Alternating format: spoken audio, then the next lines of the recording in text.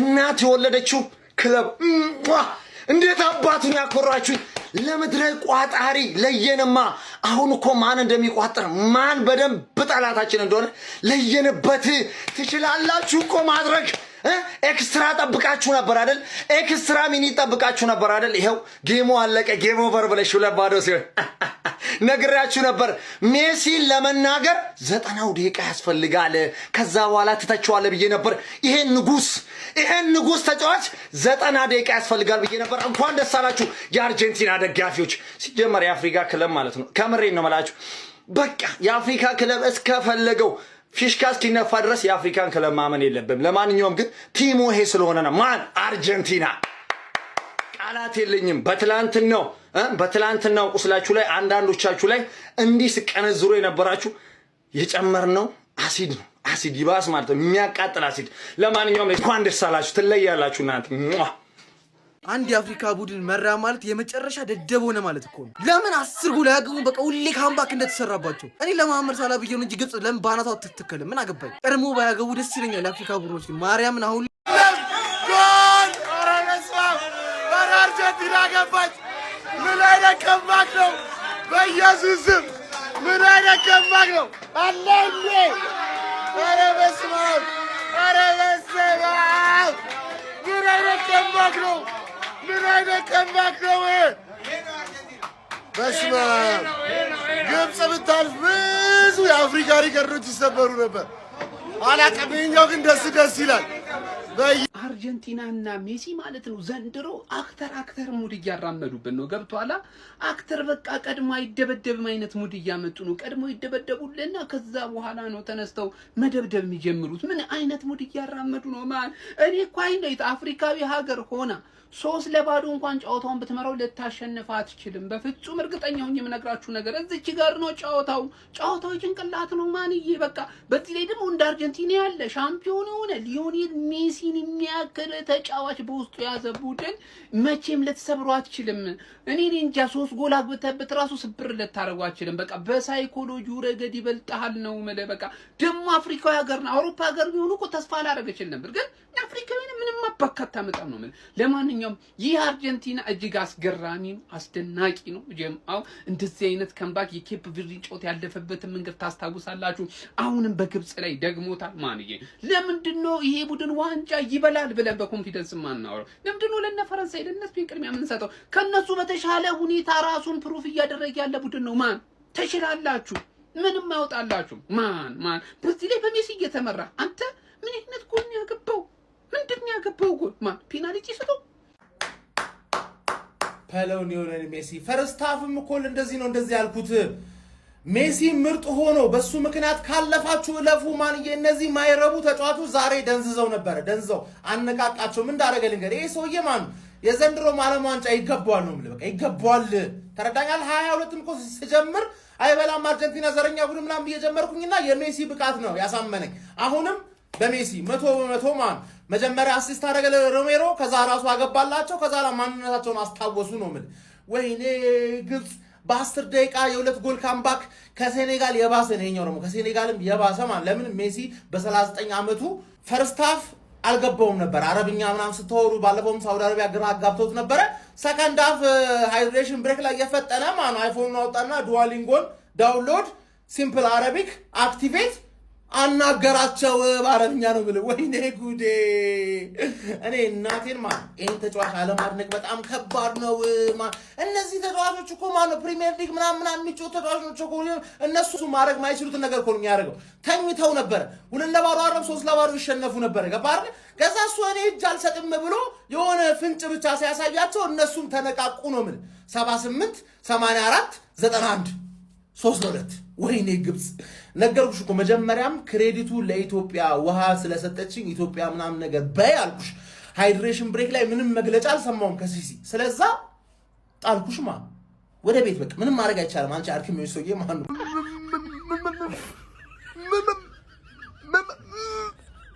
ለገኛው በተናው አለማ ገባታ አትልም እኛ ለሞንታ የናቱ ጎመን አደረገው በቃ ጨበጨዋል አባቴ አርገለ እናቴ ከልቤ ወደ ማንም ትዳዳ ከሚ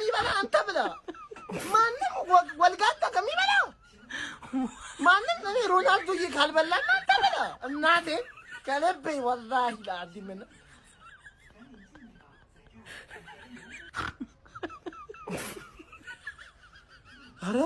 ኧረ ሜሲ ያርግልሽ።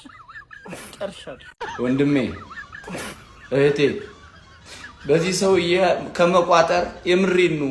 አረብ ሀገር በግርህ ባህርን አዞን ተሻግረህ ቤተሰቦችንም ሀገርን ብትጠቅም ይቻላል። የምሬን ነው። ጭራሽ ባለጌ የሆነ ሰው ነው። ባለጌ ስድ ያሳደገው ባለጌ ሰው ነው። በእውነት የምሬን ነው። አይሆንም ጋይስ፣ አይሆንም። በቃ ባለጌ ሰው ነው። በጣም ነው የሚችለው። እግዚአብሔር ምስክር ነው። የምሬን ነው።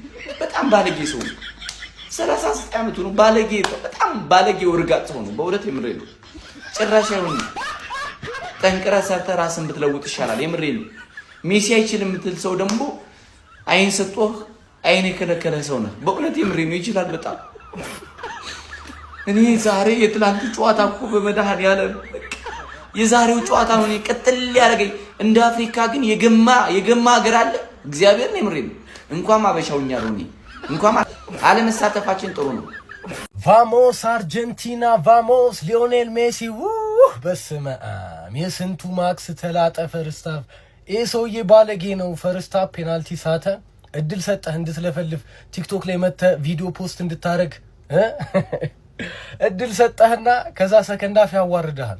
አዋረደ። በዚህ ጨዋታ 1 ጎልና 1 አሲስት ማድረግ ችሏል። ከወጣቶቹ ኪሊያን ምባፔና ኤርሊንግ ሃላንድ አሁንም በልጦ የዚህ ዓለም ዋንጫ ቶፕ ስኮረር ሆኗል። በ8 ጎሎች በዓለም ዋንጫ ታሪክ ብዙ ጎሎችን ያስቆጠረው ሊዮኔል ሜሲ ነው። በ9 ተከታታይ የዓለም ዋንጫ ጨዋታዎች ላይ በተከታታይ 9ኙም ጨዋታ ላይ ጎል ያስቆጠረ ብቸኛው ተጫዋች። ያ ብቻ አይደለም፣ ባለፈው አሲስቱ ተሰርዛበት ነበር። እንግዲህ ተጨርፏል ተብሎ ኦን ጎል ነው ተብሎ ተሰርዞበት ነበረ። ዛሬ አሲስት ማድረግ ችሏል።